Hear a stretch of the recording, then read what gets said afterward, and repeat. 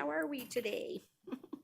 I'd like to call the Carson Area Metropolitan Planning Organization to order. May I have a roll call, please? Chair Bagwell, Here. Vice Chair Schutte, Here. Member Dodson, Here. Member Erb, Member Henderson, no, Member McQuarrie, Member Novak, Here. ex officio members Rosenberg, Here. a quorum's present. Thank you. We don't have the WebEx up or anything. He wasn't going to participate via WebEx. Madam Chair, he provided me an email, said he was on his way, he was hoping to get here, but he Okay. doesn't know when he would arrive. Thank you. I just wanted to make sure because I didn't see the screens on, so I thought, whoop, just in case. Thank you so much for that. I appreciate it. Okay, then we have a quorum, so we will proceed. We're on agenda item number 3, which is our public comment opportunity. Is there anyone that would like to comment on anything for CAMPO? Okay. We'll then move on to agenda item number 4, which is approval of our minutes for September 14th, 2022. Do I have any corrections, comments? If not, I'll accept a motion for approval, please. I'll move to accept the minutes of September the 14th, 2022. And I will second. I have a motion and a second for approval of the minutes of September 14th, 2022. All those in favor, please say aye. Aye. Aye. Any opposed, say no. Motion carried unanimously. Thank you. We'll now move on to agenda item 5A, which is discussion and possible action regarding the non-monetary interlocal agreement with NDOT for suballocation of our Federal Surface Transportation Block Grant. Ms. Schutte, may I have your disclosure, please? Yes, you may. NRS 281A.420 requires me to disclose conflicts of interest and abstain from voting when I have a disqualifying conflict. My nephew is Chris Martinovich, who is employed by Carson City and will be presenting this item. Chris and I are not receiving compensation of any kind directly related to this item. It will not foreseeably impair or enhance the terms of his service with the city, and we are not affected by the outcome of this item to a greater degree than any other resident of Carson City. NRS 281A.420 only requires abstention in clear cases, and the independent judgment of a reasonable person in my position would not be impacted by my familial relationship. Therefore, I do not have a disqualifying conflict and will be voting on this matter. Thank you so much. Mr. Martinovich, did you want to take us through? I do. Thank you, Madam Chair. Chris Martinovich, Transportation Manager. Wanted to walk you through this item. This is for an agreement between the Nevada Department of Transportation, NDOT, and CAMPO for the allocation of STBG, or Surface Transportation Block Grant funding, for the next several fiscal years.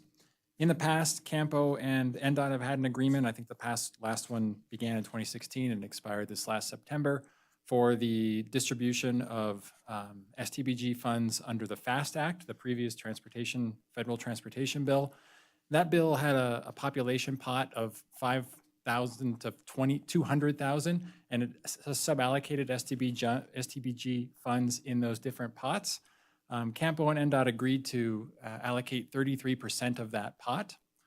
When Congress passed the new Infrastructure Investment and Jobs Act in 2021, it changed those population buckets from 50,000 to 200,000. And so CAMPO is the only eligible sized entity in the state. And so we've got this agreement now with NDOT for 100% of that population bucket this particular next several fiscal years.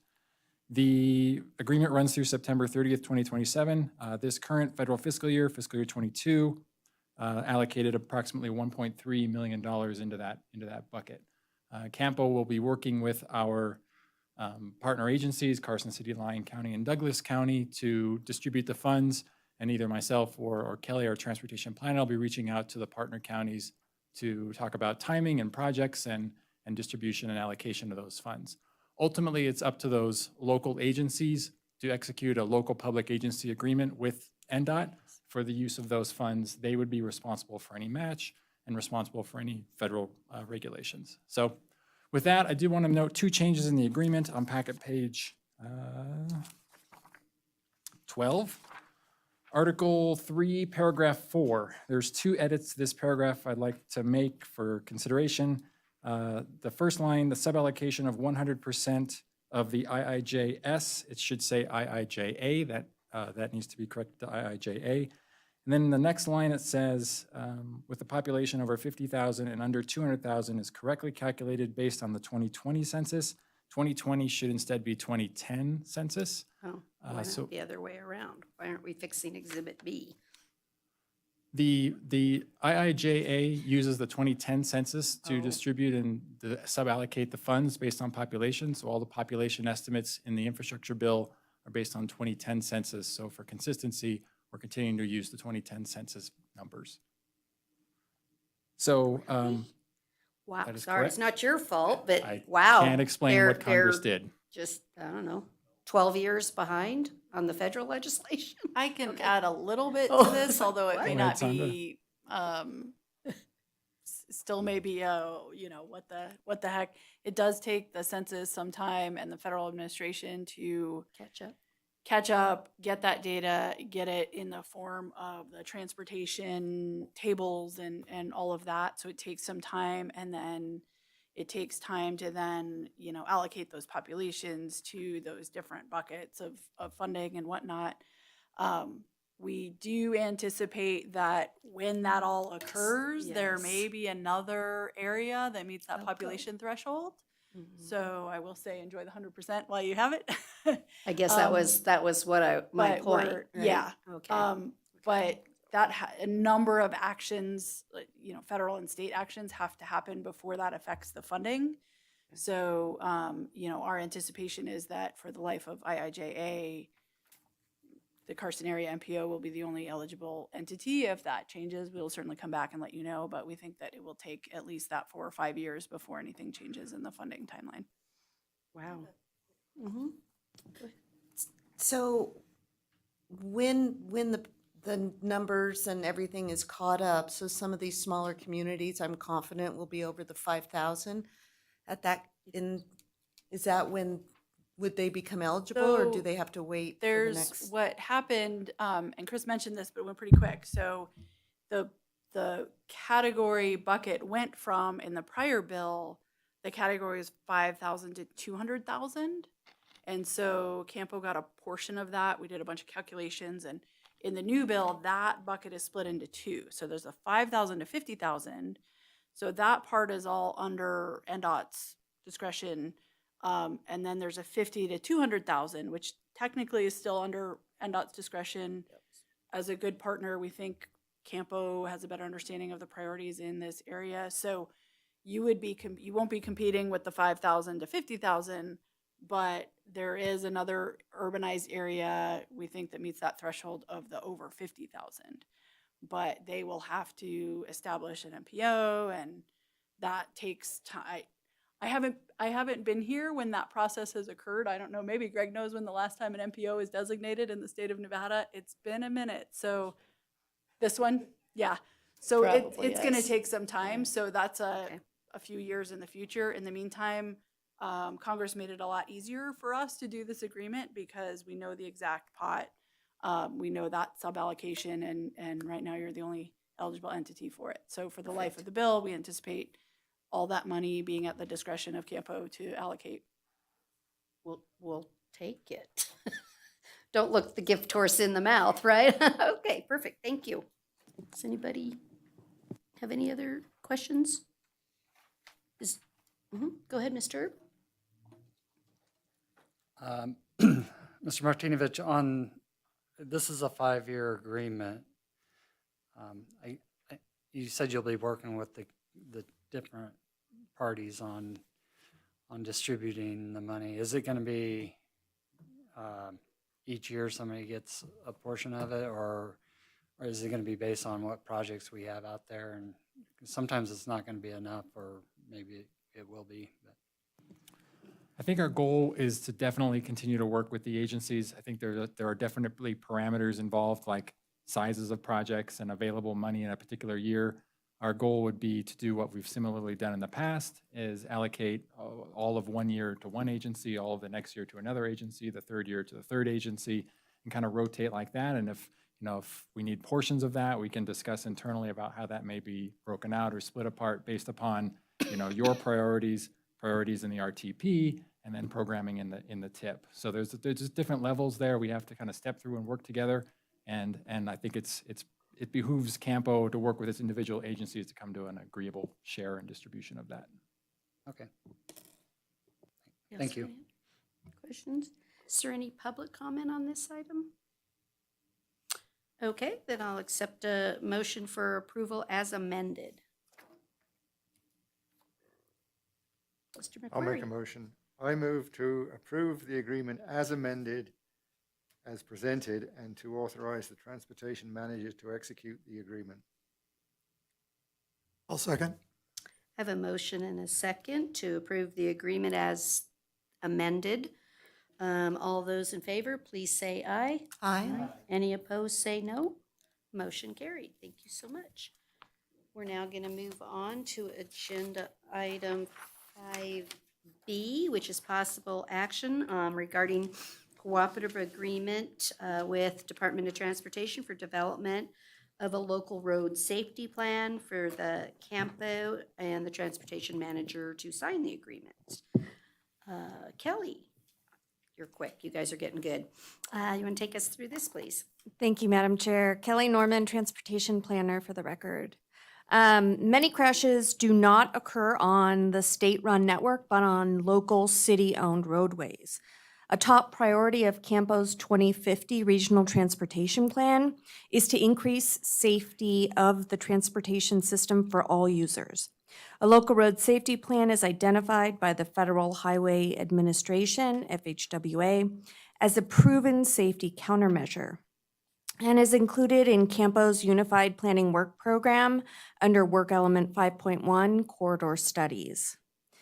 Local road safety plans involve a process to establish leadership, identify and meet with stakeholders in the area, analyze safety data, determine safety emphasis areas, and identify specific safety strategies using data-driven decision-making.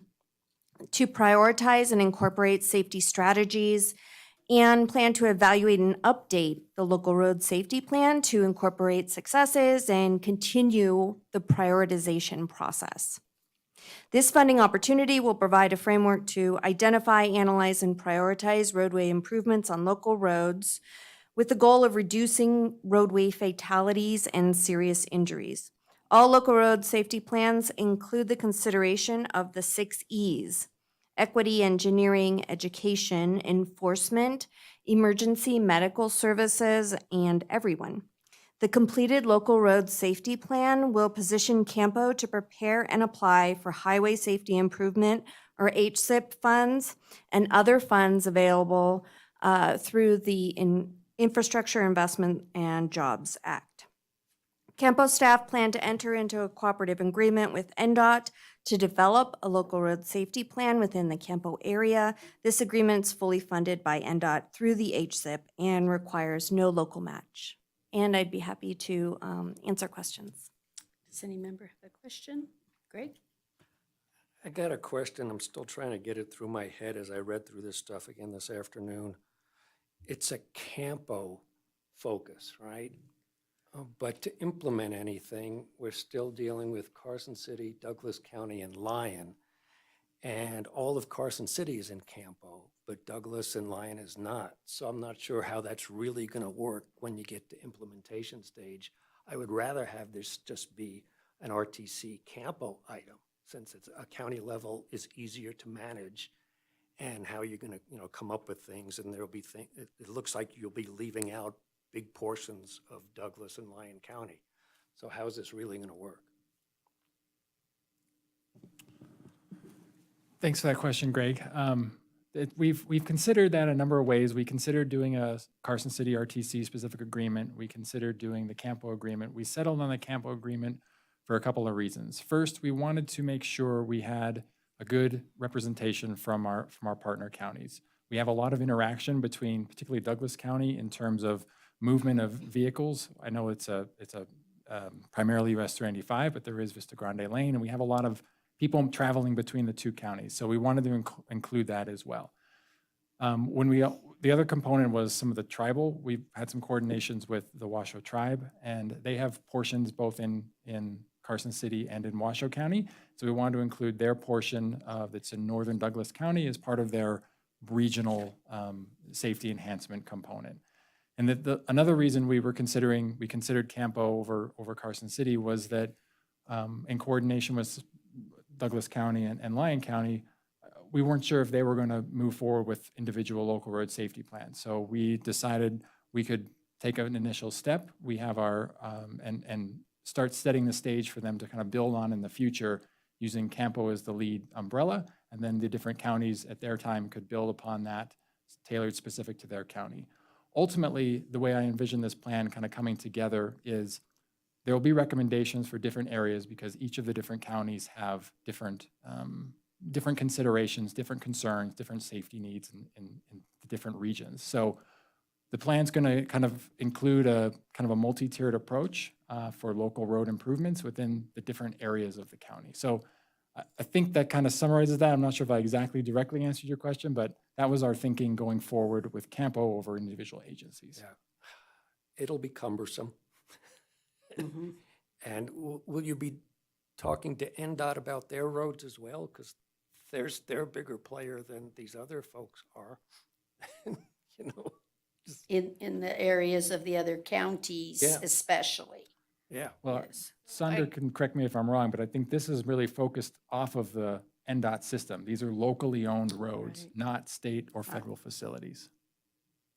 Right, this is a way connection, to sort of correct the challenge we've had in the past where NDOT has done safety studies. Sometimes on our facility, you know, the HSIP is one of those funds where it not only can, but is encouraged to be spent on where the needs are regardless of the roadway ownership. We have in the past done a number of safety management plans on locally owned corridors, and then it's been difficult for us to implement. So this gives an opportunity we're going to continue to evaluate our system and do safety projects on the state maintained system. This provides an opportunity for those local safety projects to be driven by the local entities in hopes that we have mutual priorities and, you know, then they can compete for funding. And I think, yes, it may be a little clunky, and I will say we're offering these local road safety plans to any local entities, and some jurisdictions are doing it at the MPO level, others are doing it at the local level. I think City of North Las Vegas is the next one to implement. So we're really leaving that up to the locals to determine who should do the plan. And then out of that plan, those recommendations can be applied for either HSIP funds or a new discretionary program called Safe Streets for All or other opportunities, and just kind of reference that plan. So the implementation will still be at the local level, but by doing a plan at whatever level, you get the data there, you get the support of NDOT saying, yes, we agree this is eligible for these fund sources, it's sharing resources. So I'm not going to weigh in on whether you should do it at the Carson City level or the CAMPO level, but we are really excited to start these agreements and start these plans. So rather than, I mean, we've always partnered well, I think, in safety, but rather than the state leading projects on local roads, we want the local entities to develop not just requests for projects, but really safety plans for the jurisdiction as you see fit. So maybe I can circle back a little bit differently. Before we put this item together for CAMPO, did we ask Douglas or Lyon if they wanted to do their entire county? You know, if they wanted separately to do a county plan? I did coordinate with Okay. Mr. Erb and requested information from Mr. Henderson, yes. Okay, and they were fine with it coming through Correct. CAMPO? Okay, well then that's what's important to me, if we're not I We're would- not usurping what they want to accomplish if in they their s- own counties. If they still want to do a plan, I think they're more than welcome to do that as Okay. well. Yes. And it doesn't negate, there can be overlapping plans. You know, if any of the counties still want to do a local road safety plan, that's fine. And we can either move the boundaries or have overlapping plans. I think Okay. you can't do too much in the world of traffic safety, so. Perfect. One last comment. I Certainly. know we're going to be data-driven, focusing on crash data primarily, but part of safety is preventing things from happening. So I would encourage this study to look at access management as well, since NDOT has some very good standards and nobody else appears to. So now would be a good time to actually fold that in, because it will save lives in the future if you do it correctly. Thank you. Thank you. Okay, does anybody else have any questions or comments? Is there any public comment on this item? Okay, then I'll accept a motion for approval. I move to approve the agreement as presented and to authorize the transportation manager to execute the agreement as well as any future amendments extending the term of the agreement. I will second. I have a motion and a second by Mr. Novak. All those in favor, please say aye. Aye. Aye. Any opposed, say no. The record reflect the motion was unanimous. Thank you. We'll now move on to agenda item 5C, which is discussion and possible action regarding the proposed performance targets for federal fiscal year 23 for CAMPO funded capital assets used to provide public transit services. Hello, how are you today? Alex, you going to take us through? Thank you, Madam Chair. Alex Cruz, Transit Coordinator. The Federal Transit Administration Transit Asset Management Final Rule requires agencies that fund transit operations to set performance targets for their assets based on quantifiable levels of performance. Those targets are due to the FTA on October 31st as part of the agency's National Transit Database annual reporting. Staff has set a target of 12%, which is 2 vehicles, for the rolling stock asset class. This will replace the 2 lowest scoring vehicles in the asset condition assessment. The equipment target is set at 100%, which is 1 vehicle and is the same as last year. This vehicle replacement has been delayed due to scarce availability, but the replacement has been ordered, and staff hope that delivery will occur during fiscal year 2023. The facilities asset class is again set to 0% and requires no action.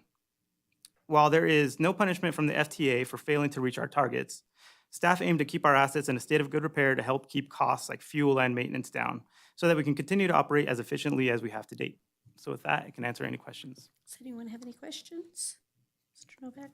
Yeah, Alex, we also have an RTC item after this meeting on transit asset management. So could you explain to me why one's CAMPO and one's RTC, since it's the same buses?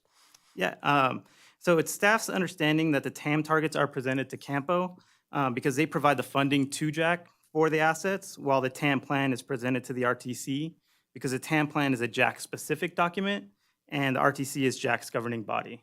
So that's what we believe is the reason.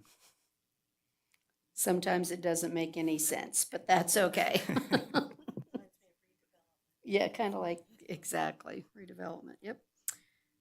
Do I have any, so can I just ask, you indicated that we were able to order the bus. What is the time frame? Because I serve on TDD and I understood from the last meeting that Sandra and I were at that they're indicating the delivery time is years, that they're years out trying to get buses. Are we are smaller enough or something that the buses are available? Is this in reference to the equipment asset or the, so the equipment buses. asset class is the, is actually the JAC Explorer, so it's a vehicle.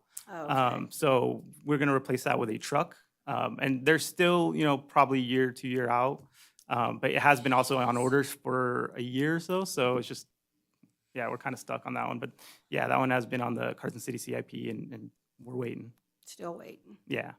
I'm hearing that it's going to get tougher and tougher to actually get any vehicle replacements, so, okay. Anybody, nothing else? Okay. And I did public comment, nobody had any, so I'll accept a motion. I move to approve the federal fiscal year 2023 performance targets as presented. I second. I have a motion and a second for approval. All those in favor, please say aye. Aye. Any opposed, say no. Let the record reflect it was unanimous. Thank you. We're now on to agenda item 6, which is our non-action items. Mr. Martinovich? Thank you, Madam Chair. Chris Martinovich, Transportation Manager. I wanted to highlight first of all that October is Pedestrian Safety Month. As many of you know, we've had 2 pedestrian fatalities in the last month here in Carson City. So I specifically wanted to highlight that. We as staff are always looking to make safety improvements on all of our projects or specific safety improvement projects. We discussed the local road safety plan tonight. We are taking other actions regarding vulnerable user pedestrian safety through congressionally designated spending and other safety measures being applied to, like I mentioned, to all of our projects. So just wanted to highlight that. Our staff is also attending next week the Nevada Safety Summit up in Reno. We have a couple of three of Marquise, Kelly, and Scott are all going to that for that conference. Scott in particular is presenting on safe routes to school safety and elements related to that. And so safety is on our minds right now. So I just wanted to make a shout out for Pedestrian Safety Month. Additionally, in early November, there's the Transportation Trails and Tourism Summit in Reno. We have a number of staff attending that as well. Scott, again, is giving a presentation. I believe Parks, Recreation, and Open Space have some staff attending that and giving some presentations on the collaborative effort between transportation and recreational trails and tourism. And we're very fortunate to have a lot of that here in Carson City. So we're definitely participating in that conference. Looking forward to that one. Next month, we're bringing we have one item right now on the tentative agenda for the annual CAMPO monitoring report. Kelly's been working hard to pull that together. We've been making some graphic updates and pulling the newest data that we can get our hands on in terms of populations and vehicle miles traveled and all of our transportation network monitoring items, performance measures. So look forward to that in November. With that, I'm happy to answer questions. Does anybody, anything in general? Anybody else wants to see for future? Nothing? Okay. We're then now on to agenda item number 7, which is our final public comment. Come on, you're not all running. What is going on? They're just not running up here. I do want to take a moment because it is Chaz's last meeting. Oh, go ahead. Oh, one more?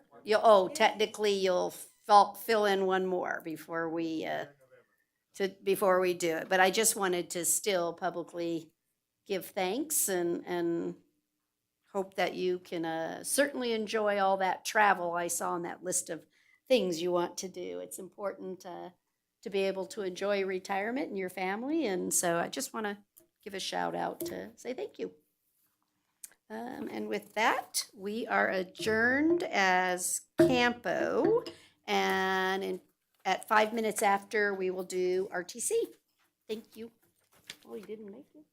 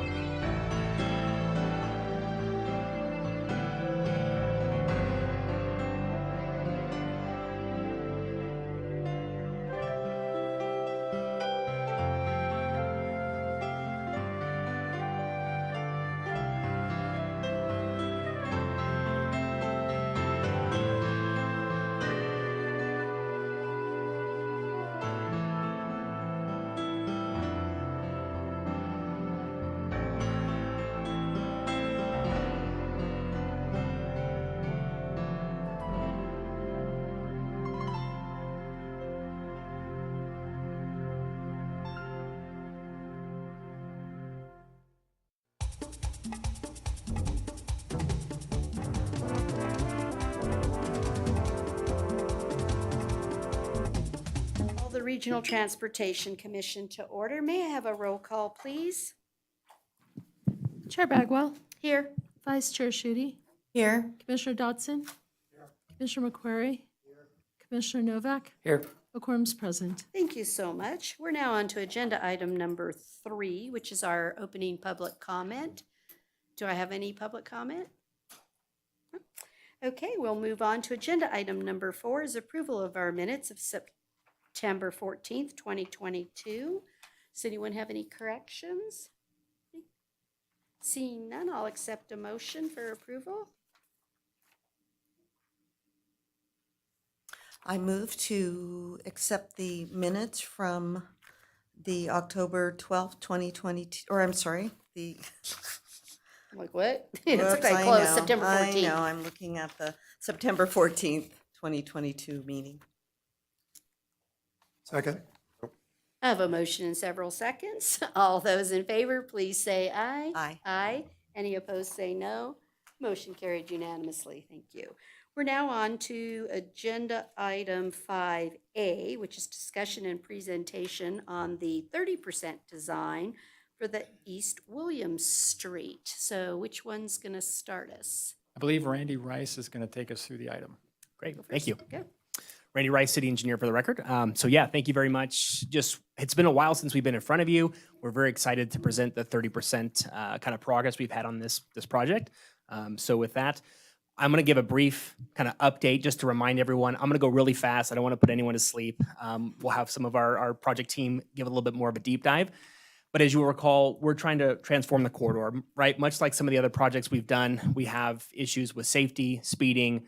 It's really unsightly in certain areas. We have access management issues. And so our goal is to address a lot of those issues with this project. So in our time, we've been looking at travel lane configuration. How do we make safety improvements for pedestrians and multimodal access? Looking at ADA improvements where we're having missing sidewalks, ramps that don't have compliance currently at the moment, but getting those into compliance. We also want to support land use and economic development to make sure it's inviting for businesses to not only stick around, but also to come to that corridor and invest. And of course, we have other utility and processes we would like to keep to maintain the roads, right? Do some preservation treatments and things like that. We've had a number of community outreach opportunities. We've done door knocking. We've had public meetings. We've had a survey that went out, multiple surveys, and we've also had an interactive map, which have fed into some of the decisions we've made from these commissions here and also the public. And then these are just a quick reminder of what we heard, right? People have been looking for, more trees and landscapes.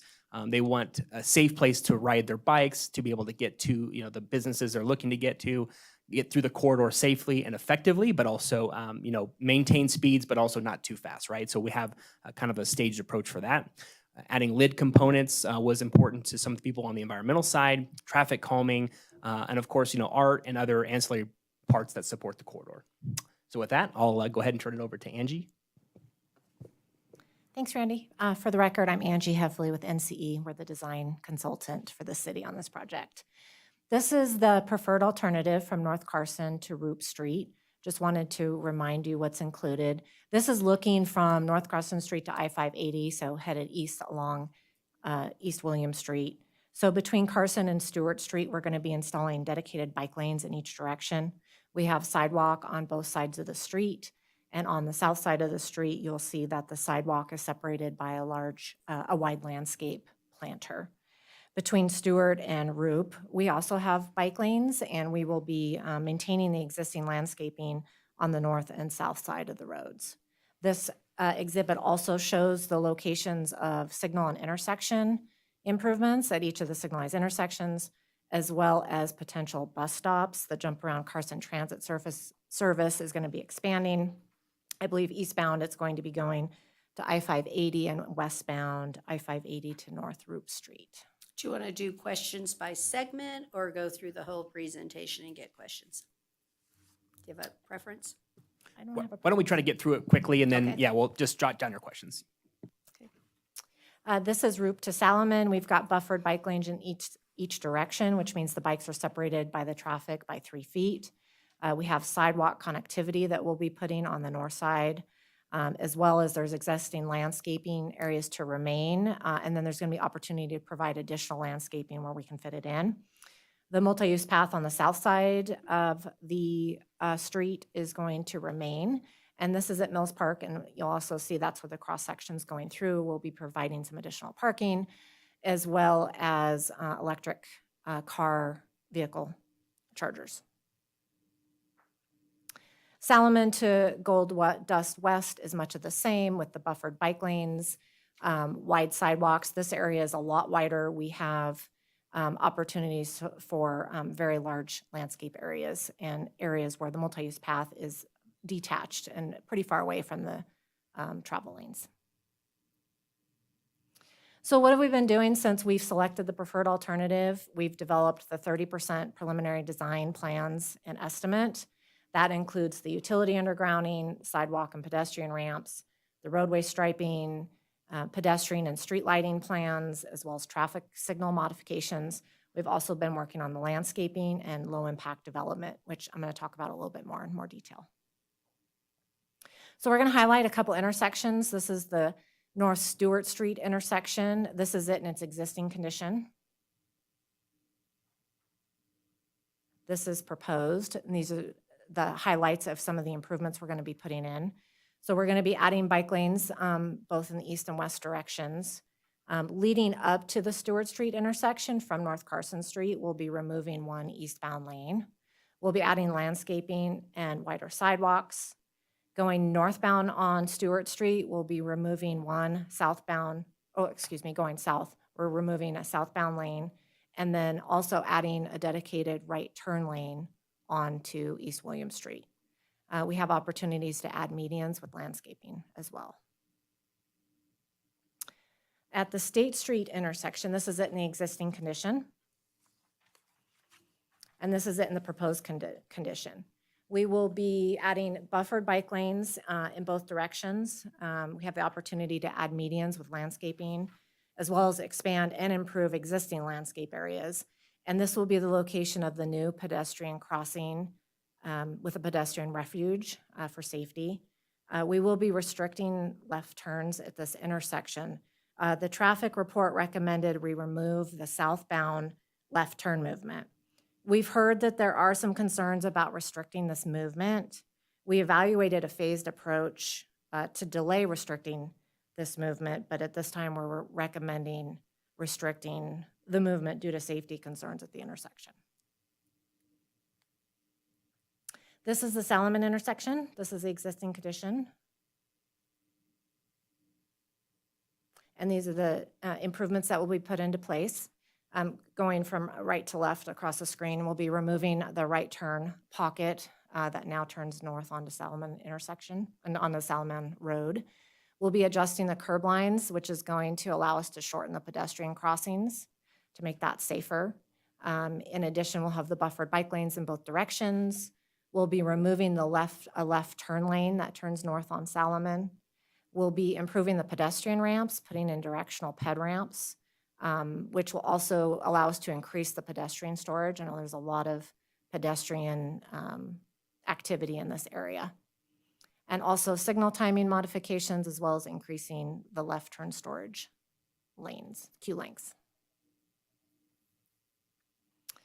Landscape design, we prepared a conceptual landscape master plan. I know this is kind of tiny on the screen, but basically what we did is from the east side of the road near North Carson Street, we are proposing a downtown scheme to match what you guys did on North Carson Street. So we're calling that the downtown landscape design. Then as you get to the center of East William Street, we have a transitional landscape zone in which we are proposing, I wish I could see that better. Yeah, columnar street trees, informal shrub plantings, grasses, and river rocks. And that's called the transitional zone. And then as you get closer to I-580, it's a native zone, which is going to blend better with what NDOT does for landscaping. So basically, we've got downtown transitional and then a native landscape zone is what we're proposing. Low impact development, this is another feature that we're going to be putting in. These are some examples of projects throughout the country. This isn't here locally right now, but basically we'll be taking the storm drainage and infiltrating it. So it's a way to treat your water quality. It gets incorporated into the landscape areas. You put your shrubs and your rocks and drain to the areas to infiltrate. So it's a good stormwater treatment type improvement.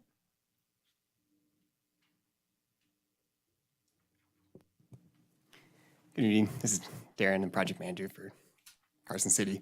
So I'm going to do the same as Randy as far as just hitting the high points. These next couple slides we had in the last presentation, but the big thing with the project funding here is that the total amount is a little over $2 million higher than last time.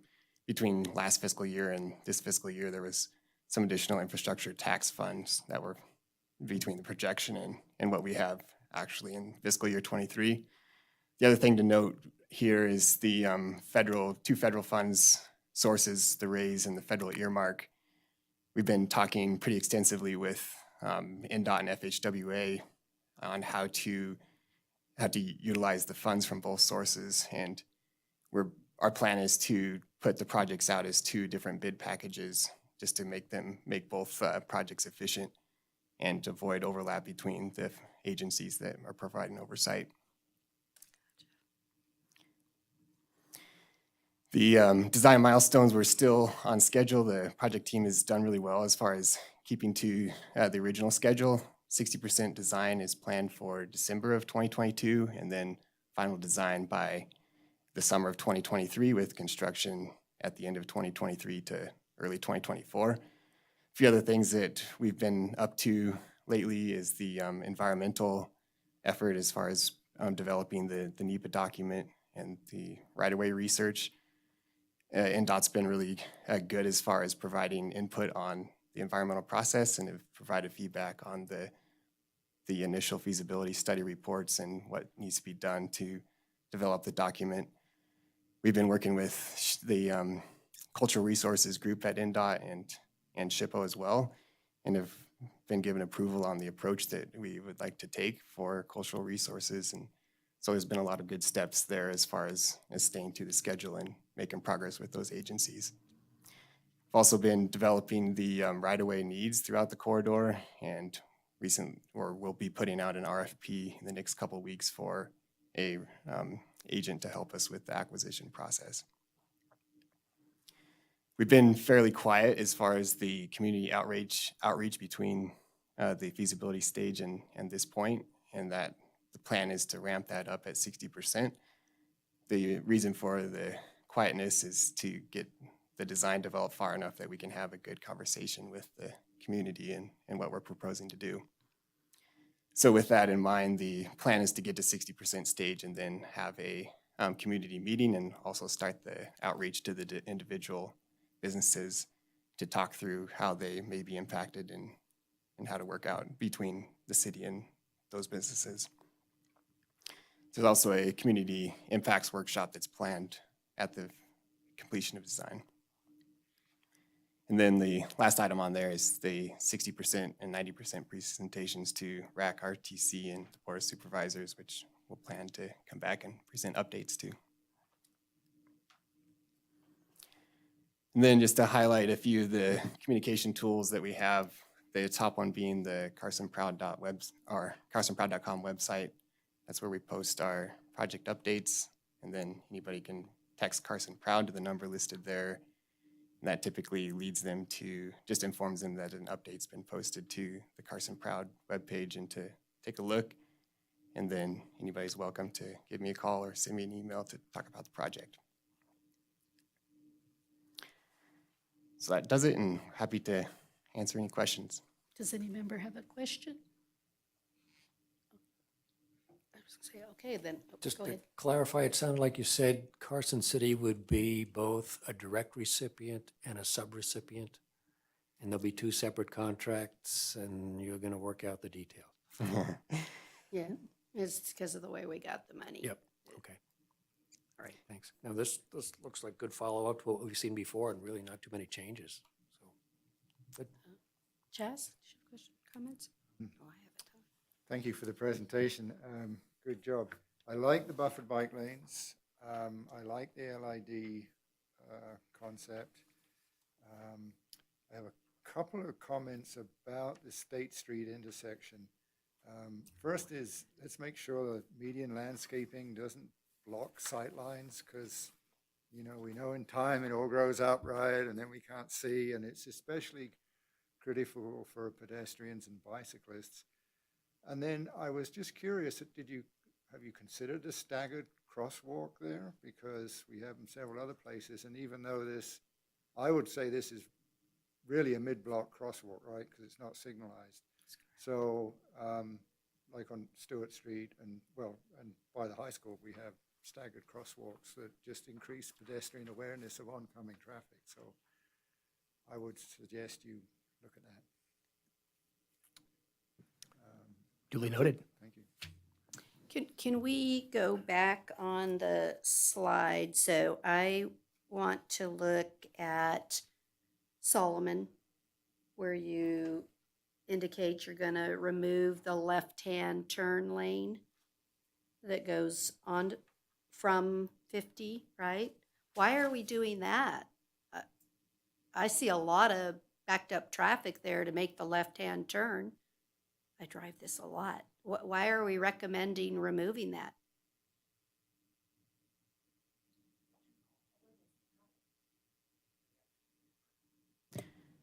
So the left-hand turn movement from going eastbound is the one that we indicate removing, and that's by the traffic report, the queue and the storage for that left turn movement, or the amount of vehicles turning left didn't indicate to require. That's to go in front of the high school, right? To go from 50 in front of the high school, It's to turn left to go north away from the high school. away from the high school. So the two left turn lanes to go to the high school are going to remain. Boy, I'm just not, I don't know. I'm not seeing it, guys. That is a busy intersection. It's just a busy intersection. I don't know. I see left all the time. So you say you have a traffic count or whatever that says they don't make enough left-hand turns to do that? I've got to turn myself around on the map, sorry. So Yes, I can yeah, so see to what go, I'm to go looking at. northbound, right, yeah. Right. So, yeah, I just want to make sure that we're not confusing directions. So Right. north is up, so the left-hand turn lane that's being removed is on the left-hand side of your screen to go northbound towards Wells Fargo, away from the high school. The two turn pockets that are currently existing to go southbound towards the high school, those are actually getting expanded to add more queuing length because of that concern. I'm still not seeing it. So when you do State Street and you take away the left-hand turn, that means all of the traffic that was making a left-hand turn coming from that busy little strip mall right there will now be forced to take State to Long Street, make a right on Long, come down, make a right on Solomon, and come across. So we just put in on Long Street, we just did all that paving and everything, and we just put little islands because we had that accident there. Have we made sure that the traffic is appropriate now to take this traffic and move it onto Long Street? And it's properly lit at night, because that is a busy little strip mall. I don't want to give them credit, but Starbucks gets a lot of business there.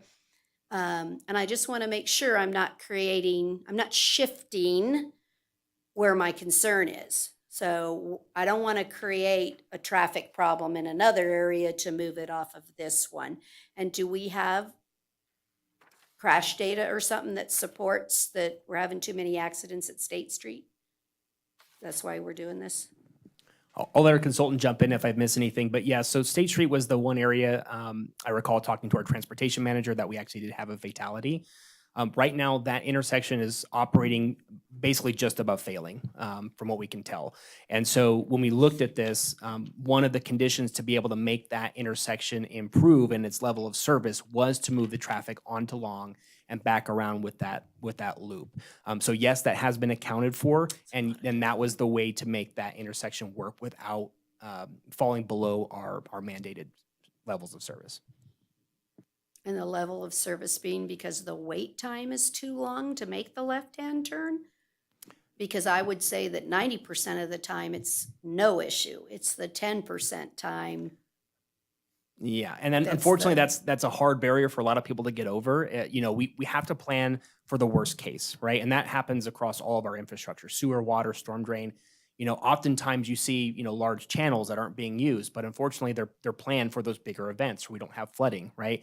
Traffic has that same situation. We have to plan for the safety to accommodate all levels, across all times. Morning, I think midday peak is when it was the most challenging, right, during that lunch rush hour. So it's really hard to have, it's be very cost prohibitive to have a solution that would change throughout the day, right? And so we're trying to balance, cost and training the motorists coming through here, what to expect, right? So it all goes into that compromise and balance of finding the right solution for all situations. I think you're taking them a long way out of the way. I don't mind telling you, people aren't going to be happy. And if you think they are, you're mistaken. They're not going to be happy about that. And so the question then becomes, are we putting something in there to stop them from being able to make the left? A little device or something that, Yeah, so again, we're still at 30%, right? So this is still to be fleshed out, but you can see there's a note there that says restrict left turn. So there is a median with kind of a bulb out that would make it very difficult. One of the conversations I would like to have moving forward is, can we extend that small median further to the west, right, to really just shut that off? And so part of the challenge with this is truck turn movements going into State Street. And so that still has yet to be resolved, but that is on the forefront of this discussion. and then all those trucks are gonna go on to Long Street. Right. And you're positive we're making a good, I don't think we're making a good decision there. I don't mind telling you. I'm not even seeing how the truck's gonna make the right-hand turn on Long Street. Yeah, and we've Because of modeled all that. Unless they're just gonna go up over the curb that we just put in. But- Yeah, and I understand and totally, and I don't want to be sitting No, up I'm here and not. saying I'm just people are being going to love honest it, with right? you that No, I get it. I'm seeing the problem that we're creating on Long Street that I'm trying to solve for State Street. For sure. And there's a lot of people and residents, it's very congested there on Long Street at certain hours. Right? And we have a lot of pedestrians and a lot of little children. And so I just want to make sure I'm not transferring the problem. And so I just ask you to really take a look at that. And again, look at your turning radius for the trucks, because we just put those medians on Long Street that weren't there before. And so I worry about that. So I ask you to take a look at that. And then I want to talk about the landscaping and medians, because I heard that you were going to transition 3 different styles and that you were going to put trees. And so while I recognize that trees look beautiful and they hit the inviting and all of those good things, what I've also discovered in town is they become maintenance nightmares. We can't keep up with what we have in our medians now. The branches fall down, they don't get picked up. They're a problem for motorists in the lanes. And so I question putting trees in any median. I don't mind, I loved your low impact that I saw that you were putting in the storm. That's wonderful, right? Because it doesn't grow up and then become a site discussion for bicyclists, cars. I look all around town and I see trees everywhere that are horrendous site problems for safety. Some of them are on private property. I mean, it's just difficult for us to keep up to even do that. So I just think you should not be putting trees. Then we need irrigation. There's a lot of other things that come with that. And I just can't see putting the money into something that, again, we're creating in 10 years. Who is out there chopping the branches and doing all of that other work? So Yeah, and we are working with the city Parks Department on making sure we put everything in that can be maintained. we can't maintain And- what we have now. And It just I doesn't may have matter. misspoke because I Yeah. think we're not proposing trees in the Oh. medians. Oh, The that's what she medians- said. She Yeah, told me I the may have type. Sorry. misspoke. So the Okay. trees will be on the outer, outsides of the roadway. In the medians, we're proposing shrubs. And I just, still question, again, I know from lots of experience, the money, the complaints, the weeds, and we can't be ignorant in RTC that we ignore, like you said, what the Parks Department has to do, what Public Works street groups do, what the public calls in all of us all the time about clean all this up, get these weeds out. We're not keeping up. the plan for this is to have another NID, just like we did in I other programs. completely Okay. realize Yeah, yeah. that. Again, though, do I want to charge, how much do I want to charge the businesses to have to come in to weed the medians? And so I just want you to work that out even in advance with them, right? We just took all the medians on Main Street out, right? We took them all away and put everything to the sides of the streets. And so I just want you to really give it some thought about landscaping in the medians. I just don't think that's the wisest use of our dollars and for safety and sight and all of that type of stuff. So I just ask you to really look at that.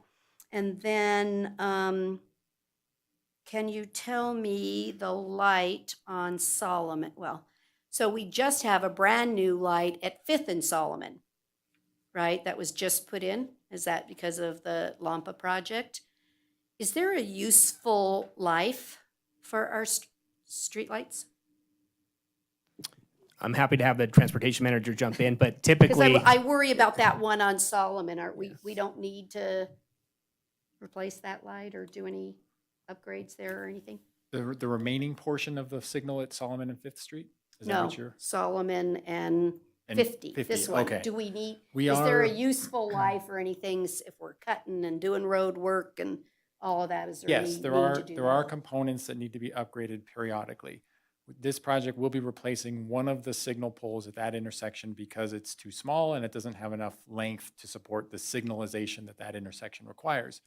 In general, a traffic signal lasts about 50 years is the life cycle cost. And we're going to have more of that through the Carson Area Transportation System Management Plan. Is going to have a whole detailed life cycle cost analysis component for traffic signals, sort of unrelated to William Street, but it's a component. It's a component that we're considering life cycle replacements for all traffic signal components. Okay, so there is some upgrades to this? There are signal upgrades at this particular intersection of William and Solomon. Okay, thank you. Let's see, I did actually look at all of this. Got the maintenance, let me just make sure I didn't have something else for consideration.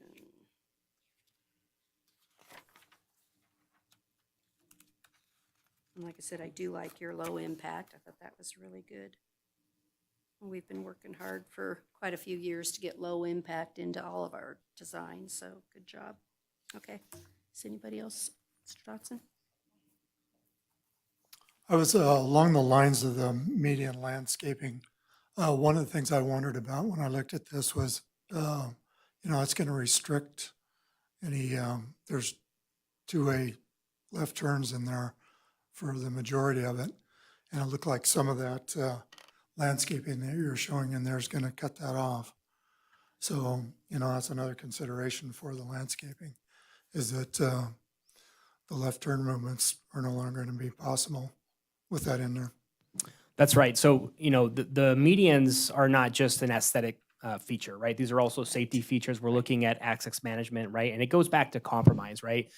I want to remind everyone here, we get a lot of heat, from the general public and from a lot of different commissions. These projects are very challenging, right? Especially projects that are not a blank canvas. When you have a new development, right, you have a blank slate to start from. It's very easy to accommodate and plan for those challenges.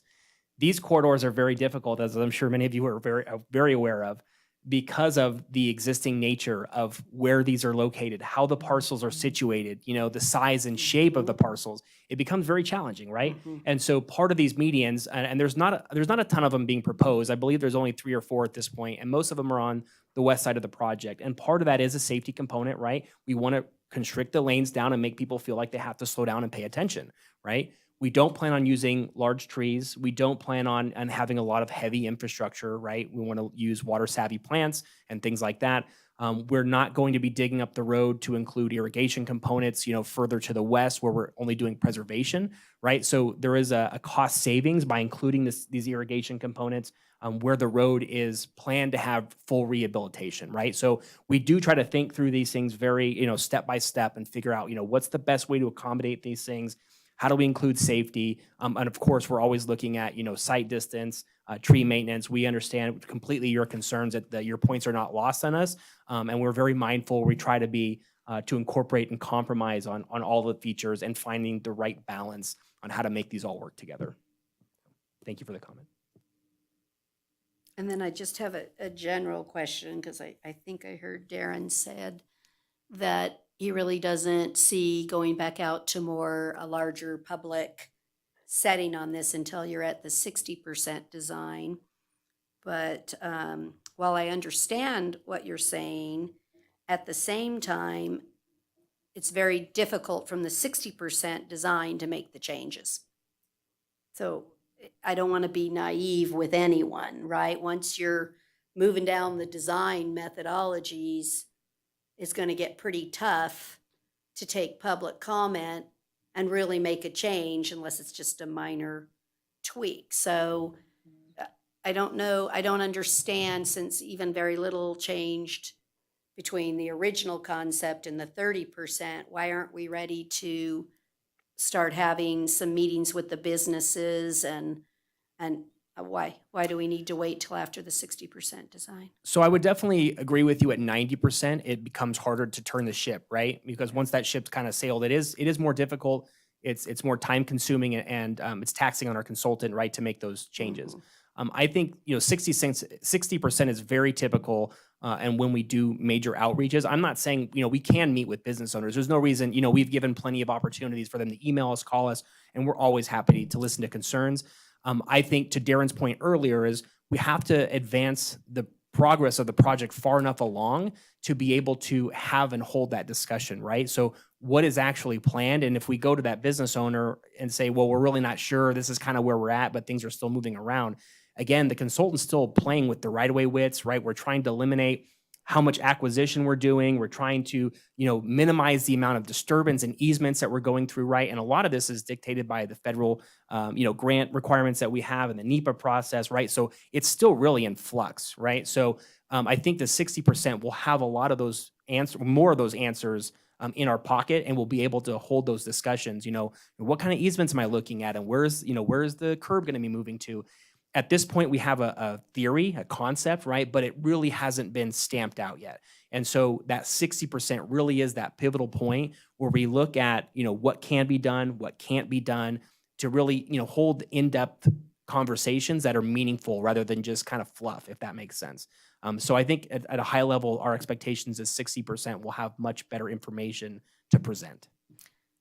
And I don't have a problem as long as, again, it's clear that the public has a right to bring comments and that we can make changes. I guess that's what I constantly get is it's so far down doesn't matter what we say because we're getting what you've got. And that's all I just want to stress, that for anyone that's even listening, it's not true, right?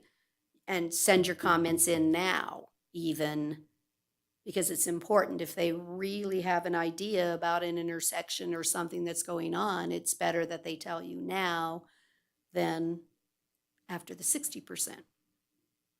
I just want to stress that for the public comment. If you have issues, send them in to our team. And that's really what's important. Always. Yep. All right. Anybody else? Great. Question, I know we've been discussing existing development and dealing with all the current business owners. How are you keeping the dialogue going with proposed new developments along this corridor? Because there are some of those that probably will have bigger impact than what we've covered initially. So, planning commission meetings I've seen get to be pretty heated about certain things, and hopefully we're staying ahead on this project. Yeah, it's a challenging conversation, as you know, nothing's really set in stone until it's built, right? There's a lot of entitlements, tentative maps that are floating out there. Sometimes those expire. They go on for 4 years, 8 years, and nothing ever happens, right? So can we predict a future? No. Are we going to reach out to those businesses and try to understand what their plans are for the future? 100%. And we've already had a number of those conversations. One of the developments, it's the Altair Apartments, which is happening right there. I forget, Plaza Street is the street that's occurring next to the Jack in the Box. We've already been in close coordination with the owners and the developers with that project. We're trying to kind of migrate how we're going to work the project because they have frontage improvements requirements, right? That's also a proposed location for one of our bus stops. So that's a very challenging and complex conversation to have, right? Because the timing on their project is still kind of up in the air, right? And the timing on our project is still up in the air. So those are the conversations that we kind of have constantly, and that's what staff's working on, is understanding where their project is going and knowing where our project is going and how to mesh and blend those two ideas together. But those conversations are happening. There are developments, there are, I guess, tenants that are looking at developing other parcels that are undeveloped in the corridor. And we've already had conversations there as to, where would you like to see an apron, right? How can we plan for ingress and egress into your development? And what makes sense here so that we're not, hopefully not ripping up aprons, 5-10 years down the road. But unfortunately, as we've seen on other projects, sometimes there really is no way to avoid that. But we will try to mitigate those and reduce as many as we can. Good. Anybody else? Anybody else had any? Okay, is there any public comment? Anybody else? No? Okay, this was a non-action item. Hopefully we gave you enough to think about. Thank you. Okay, we're gonna move on to agenda item 5B, which is discussion and possible action regarding an interlocal agreement with Douglas County for the development of the Douglas County Safe Routes to School Master Plan. Ms. Schutte, may I have your disclosure, please? And if I may, this will be for 5B and 5C, or no, I Certainly. need to. Certainly. All I'll right. note it when I do 5C. Thank you.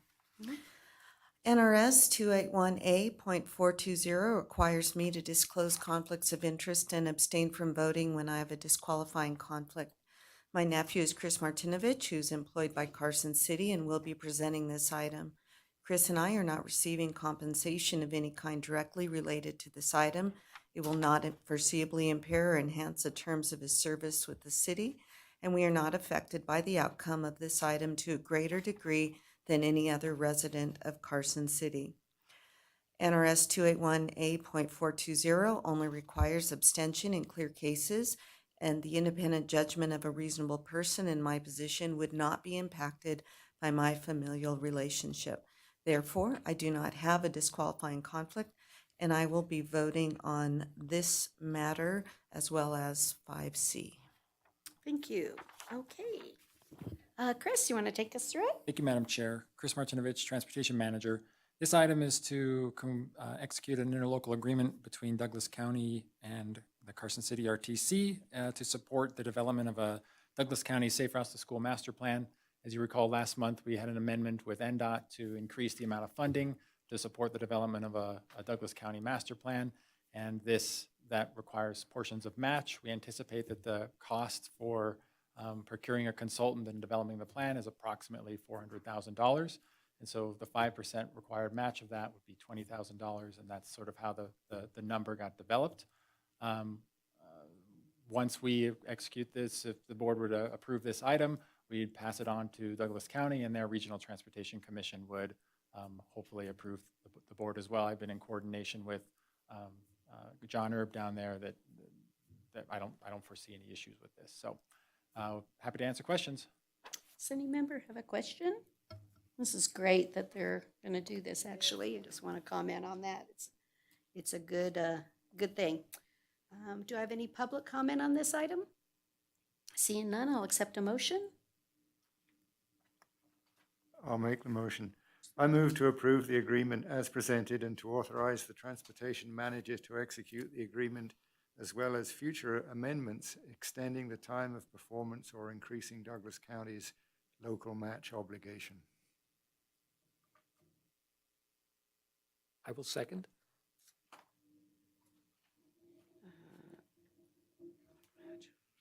I'm just thinking out loud. I'm thinking to myself for just one brief second here. Yeah, nothing in this agreement has the max dollar amount the other way, so we could increase the match. Because there's not a contract yet. Okay, never mind. I was just going, wait a second. That's fine. Okay. All those in favor, please say aye. Aye. Any opposed, say no. Motion carried unanimously. Thank you. Sorry about that. It just hit me on something. Look at that technically. Okay, we're now on to agenda item 5C, discussion and possible action regarding the Regional Transportation Commission's option under the contract to direct HDR Engineering to perform the second phase for our Appian Way intersection. Let the record reflect, Ms. Schuete's disclosure was made. Okay, Chris, you're going to take us through this? Sure, I don't have any specific items to highlight. This was, the board authorized HDR to begin 50% design back in March of 2022. And this is to authorize the beginning of phase 2 to complete 90% and development support of the construction bid item documents. Does any member have a question? Seeing none, is there any public comment on this item? Okay, I'll accept a motion. I move to approve exercising the contract's Phase 2 services option. Do I have a second? I have a motion and a second. All those in favor, please say aye. Aye. Aye. Thank you so much. Motion carried unanimously. We're now on to agenda item 5D, which kind of went with the item from CAMPO. Discussion and presentation regarding the Jump Around Carson Federal Fiscal Year 23 through 26 Transit Asset Management Plan. Alex. Thank you, Madam Chair. Alex Cruz, Transit Coordinator. The Federal Transit Administration has required that all transit agencies create a transit asset management plan since 2018, with the document requiring a full update every 4 years. Staff have provided an updated plan for the federal fiscal years 2023 through 2026, beginning on packet page 69, to the RTC to review. This plan was approved and executed by the accountable executive established by our 2018 plan, which is the Carson City Transportation Manager. The TAM plan includes 4 elements, which are inventory of capital assets on packet pages 79 and 80, condition assessments beginning on packet page 82, decision support tools on packet page 90, and investment prioritization on packet page 92. Also included in the appendix for the plan are the forms used by both fleet and facilities for the condition assessments. And with that, I can answer any questions. Does anybody have any questions on the TAM? Mr. McQuarrie. A follow-up question, I guess. At some point, we're looking at a downtown transit center, and that will be folded into this. And did I see the Board of Supervisors already approved some money going towards that? So is there anything else you can add at this point? No. Nope. That was a direct answer. We're looking at it. Yeah, they do want a new station, right? A new transfer station. I don't think anything's, to my knowledge, been finalized on. We have it. That's correct. And I guess when we reach a point where we're able to start construction and start building, then if there is a building on that new downtown transfer station, if it's, bathrooms or whatever, then at that point that would become an asset that we would be liable for, and then that would make its way into the TAM plan. Right. Mr. Dodson. Could I ask a quick one on how are the new buses that you have brought online? I've seen those. How are they doing? And then where are we with the contactless fare and implementing the fare increase? That's a good question. So we got 5 buses. They're in service. They're kind of working through some of those small things. We got them in late August, kind of all set up. So they've only really been on the road for about a month and a half. And so during that time, they just had little things where, you know, maybe a nut and a bolt need to get tightened here and there, like an AC issue, kind of things like that. So very, very small, minor things. So they're working through all that kind of stuff. But other than that, the buses are looking great. You know, they're a little bit bigger. So they have a little bit more space. There's plenty of room. So so far, you know, sounds like everyone likes them. You know, we'll see hopefully with ridership data, you know, what they look like as far as like how full they are and different times of day. As far as the actual contactless fare payment system and all that goes, now that we have the contract signed, we've been able to work with our vendor. So the actual contactless fare vendor token is working on getting everything, getting our fares input, all that kind of good stuff. And then the amenity side of it, you know, they're working on scheduling the installation. So we just have to get them all the information, you know, routes and all that kind of stuff. So they are essentially ready to move forward. So hopefully within the next week or so, we'll actually get a date on installation. But it's all moving forward. It's taking a little bit longer than we expect, but it is moving forward. So is anything changing the implementation of the fares? Everything's going to stay on schedule, whether you have it rolled out as contactless or not? Yeah, everything's that's still right. moving forward. Just where we're still trying to hopefully do it all at the exact same time. Once those amenities are in, they're up and running, they're tested, then we could say, okay, you know, we're ready to go for the fares. I think that's kind of the big thing is, you know, we can get those amenities in, but if we don't test them, then we could say, hey, you know, we want to start our fares, and when people actually go to use it, it won't be usable. So we're just making sure that all of that is kind of in place before we actually say, yes, let's go back to fares. We didn't do a date specific that the fares were? I'll jump in, Alex. Yeah, what did we Chris do there? Martinovich, when we approved the fare increase a couple of months ago, we said not before October 3rd, I believe it was. Correct. And so we don't have a target date right now. We think it's early November, but we will absolutely be doing public outreach and press release and notification when that occurs. It's depending on this schedule. We need them to come out, and we need that date from our vendor on that installation date so we can set a date for when we can turn fares on. Because we've had no fare for Correct. a long We time want under to the roll COVID that. stuff. We want to right. roll that out slowly with a lot of notice to the public before we don't want to just start up on a Monday morning and say, fares on, you got to pay today. So there's going to be some outreach that's needed before we actually hit that button, so to speak. So, okay. So what is the plan, like 30 days notice that we're going to give the people on the bus? We'll put, you know, flyers up and notices. Our initial To thought tell was at least 2 weeks. We can certainly do 30 days. We can talk about that, but We I certainly think you can. need to give them time. Yeah, we definitely do. Also, really the process of contactless fare, how to go about doing that. And so it's, and I'm sure for many people they're used to that and no big deal, but to some, that is a bit intimidating, how to even get started. So if that could be included on the notice. Okay. Any other? Mr. McQuarrie? Yeah, thank you, Madam Chair. The plan is for 4 years through fiscal year 2026. And I see in that time frame a great opportunity here to potentially gear up for electric buses.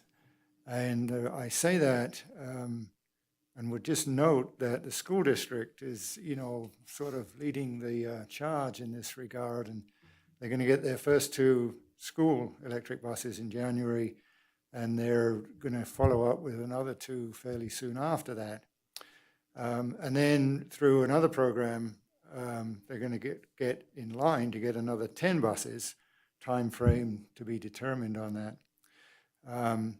So in the Inflation Reduction Act, there is an allocation for clean heavy-duty vehicles, whatever that exactly that is, we don't know yet, but there's $1 billion available for potentially things like this. But to get there, we need to sort of do some research and make sure we're tracking with, you know, what's going on. But I think it's important that we start that, and I'd like the support of the RTC as well as the Board of Supervisors to encourage that, because it not only will it reduce the city's carbon footprint, it's going to save the city money. I mean, the buses will cost less for maintenance. They'll cost less to run, to operate. So it would be potentially a win-win situation. And my understanding of the preliminary language for these clean heavy-duty vehicle program is that that would cover the increase in cost from a regular diesel bus. So if we could get into that program, then we would not be incurring any additional cost. It would also pay for charging facilities. And there's the opportunity to partner with the school district for charging, actually. I mean, because they're going to get their initial charging infrastructure in place through the grants that they have. So, it's down the road. We don't know the rules. We don't know exactly what's going to happen here. But I see it as an opportunity that I would not want to miss if we could start that trajectory. I think it would be win-win for us. So, I alluded to earlier that I serve on another transportation board for Tahoe Transportation District, and the time that they're getting for the buses, because they did some electric ones, so we're getting 6 years out, just to, no buses, no supply chain, no, anyway, so we're struggling in that particular district even to keep up the fleet for just a useful life on the buses up to date, so. I recognize that, but I think my point is, if we don't sort of set the stage, we've thrown away the opportunity, right? And so that's really what I'm trying to get at here, is if we get our ducks in a row, we have the option, right? If we don't get our ducks in a row, we're out of the loop altogether. So that's really what I'm trying to say here. And I just want to make a quick note as well. I mean, as far as electric buses go, we do have two fleets. So we have the fixed route fleet, which is those heavy duty larger buses, but we do have the paratransit, which is smaller buses. So there's a possibility that those timelines could be a little bit different as far as some of those buses go, and the requirements for the infrastructure and things like that. So, there are opportunities that we have to look at every single opportunity, and, not to say, just those 35-foot buses. Yeah, there's plenty of things we can look at, but, we will definitely need to do a lot of research. Okay, and again, no public comment. Okay, it's a non-action item, so we will move on to agenda item 6, which is our non-action items. Mr. Martinovich. Thank you, Madam Chair. I wanted to highlight a couple of items. Commissioner Novak alluded to some Planning Commission items. There are a number of development projects occurring in Carson City. Some of those development projects are participating as part of our pro rata share program. We have 2 pro rata share projects set up in Carson City, one at the South Carson and Appian traffic signal project, and then we have another one set up for the Ormsby Boulevard connector. So as developments come into those areas, we're working with them and their traffic impact studies to find that equitable share of contribution to those individual projects. So we are aware of those developments. We're working with development across Carson City to assess those impacts and incorporate them as needed. Alex mentioned, well, never mind, apologize for that one. The only other thing I was going to mention was in regards to future items. Next month, we do plan to bring up an update on our local roadway funding, neighborhood street funding initiative. Deputy Public Works Director Stuckey and I will be presenting with some consultant support on that item. So look for that next month. Should be an exciting conversation. We also have potential for two new LPA agreements with NDOT, one on the East William Street undergrounding, and tentatively one for our vulnerable users pedestrian safety improvement project, which is that congressionally designated spending that we've targeted a bunch of safe routes to school improvements in the area of West Carson. So we'll be moving forward with those hopefully next month. And then lastly, again, and this one, every finger and toe is crossed, is that moving forward with Colorado Street, we should or hopefully have an award at the next meeting. I've got some Holding them to it. We're going to open bids, and our fingers are all crossed that we can award this project, that we have sufficient funds to do that. As many of you know, we've struggled with the increase in costs for construction projects. It's making it difficult we're making some tough decisions on projects. So look for that. I'm going to say optimistic that we're going to be able to award that next month. So I don't have anything else. Thank you. Okay. We're on 6B. Is there anything on the street operation report anyone has a question on or anything? Nothing? Okay. And 6C, you already gave us future agenda items. Does anybody have any requests or comments? Commission? We're way too easy on you. Okay. All right, then with that, we're on final public comment. Is there any public comment? No? Okay. Well, with that, thank you all for a great meeting as usual. We're adjourned at 6 o'clock. We did pretty good. Thank you.